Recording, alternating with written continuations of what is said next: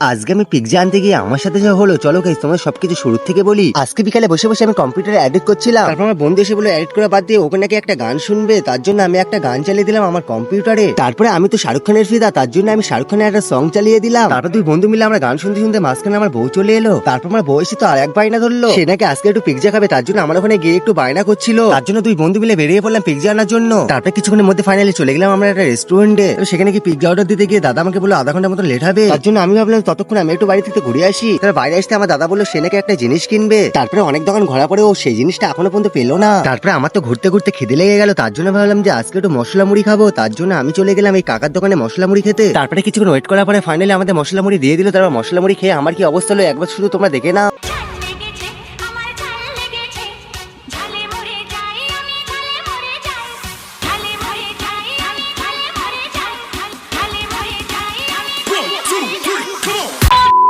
তারপর ওখান থেকে চলে এলাম আমরা পিৎজার দোকানে। তারপরে সেখানে গিয়ে দাদা বললো আরো নাকি 10 মিনিট মতো লেট হবে, তার জন্য আমি ভাবলাম যে এখানে একটু বসে এসে হাওয়া খেয়ে নিই। তারপরে এসে হাওয়া খেতে খেতে ফাইনালি আমাদের পিৎজা তো দিয়ে দিল। এবার তো আমাদের ফাঁকায় বেরোতে হবে, তার জন্য আমরা ওখান থেকে চলে এলাম। ঠিক আছে, আমি তাহলে বাড়ি যাই। তোমার লাইক কমেন্ট শেয়ার আর সাবস্ক্রাইব করে অবশ্যই পাই থেকো। হে গাইস, আজকে মিনি ব্লগ আমি এখানে শেষ করছি। দেখার জন্য কোনো ভিডিও, টাটা বাই বাই, ভালো থেকো সবাই।